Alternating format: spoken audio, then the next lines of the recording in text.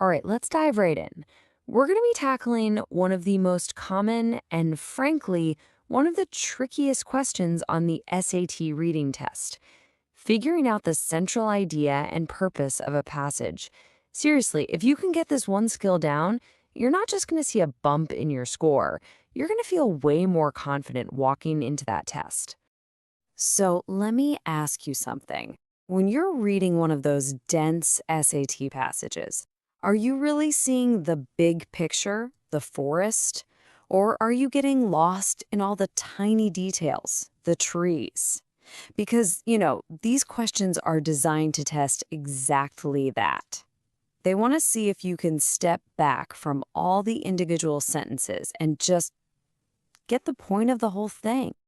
So let's talk about what they're really asking with these questions. This isn't some pop quiz. The SAT doesn't care if you memorize what line 32 said. Nope. This is a test of how you read. They want to know if you can suss out the main message and, maybe even more important, why the author even bothered to write it. And that right there, that's the whole ball game. It all comes down to the why. Why did someone sit down and write this thing? What point are they trying to hammer home? What idea are they trying to get across? If you can figure that out, you are like 90% of the way to the right answer. It's all about digging down to that core purpose. That why actually leads us to the two keys you absolutely need to unlock these questions: the central idea and the author's purpose. Now, I know they sound kind of the same, but trust me, they're two totally different pieces of the puzzle. So let's pull them apart and see what makes them tick. Okay, and the difference is actually way simpler than it sounds. The central idea is just the what. It's the main argument, the main point. But the author's purpose? That's the why. It's the reason they're making that argument in the first place. You can think of it like this. One's the message, and the other is the mission. So, this central idea, think of it as the ultimate one-sentence summary. If your friend asked, "Hey, what was that passage about?" and you had to tell them in just one sentence, that's it. That's your central idea. It's got to be broad enough to cover everything, but, specific enough to actually be the main point.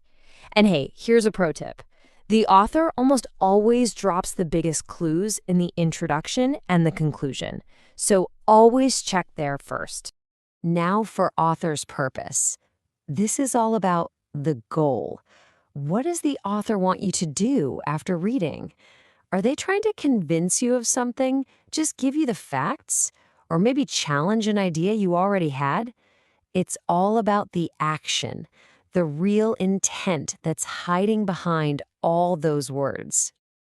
And here's the good news on the SAT, the purpose almost always falls into one of these buckets. You'll see verbs in the answer choices like explain, argue, analyze, compare. So as you're reading, start training your brain to ask, okay, what is the author doing right now? Are they informing me? Persuading me? It makes a huge difference. Okay, so knowing the theory is one thing, right? But now let's build an actual practical strategy you can use on test day. This is your playbook, a step-by-step method you can pull out every single time you see one of these questions. All right, to find that central idea, here's your 4-step game plan. First, keep an eye out for words or ideas that keep popping up. Second, literally pause and ask yourself, okay, what's my one-sentence summary here? Third, you have to be ruthless and ignore those little distracting details. Remember, we're looking for the forest, not the trees. And finally, number 4, always, always go back and double-check that intro and conclusion. They're like treasure map. And for finding the purpose? Okay, step 1 is all about the vibe, the author's tone. Are they super excited? Are they being critical or just neutral? That tone tells you so much about their goal. Step 2, jump to the answer choices and look for those action verbs we talked about. Argue, illustrate, refute. And last, look at how the passage is built. Is it packed with data and facts? Well, the author's probably trying to support an argument. Is it telling a story? They're probably trying to illustrate a point.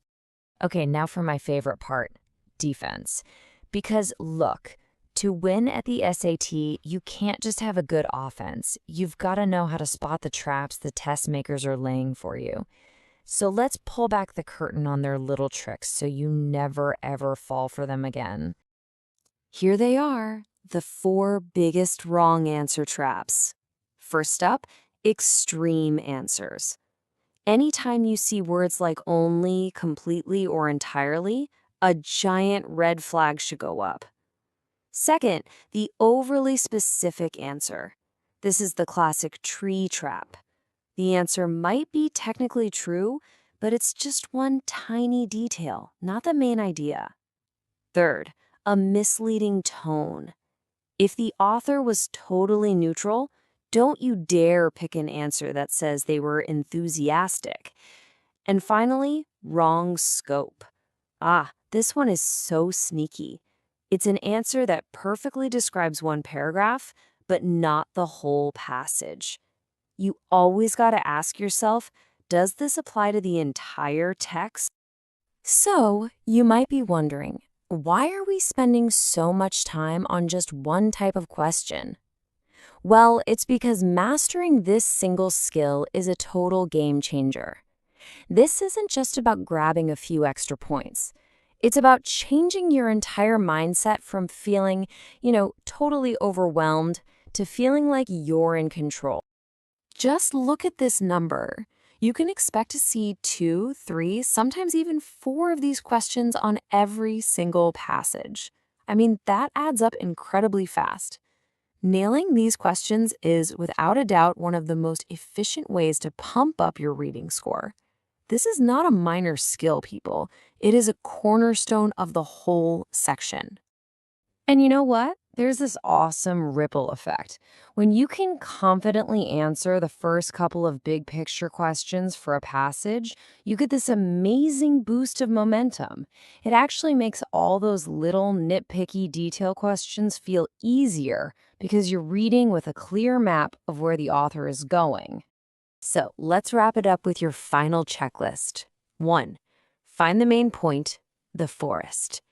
2. Understand why the author wrote it, their purpose. 3.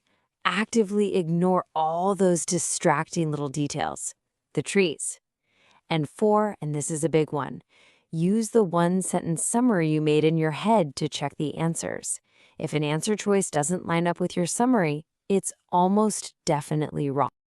And this is the feeling we're aiming for.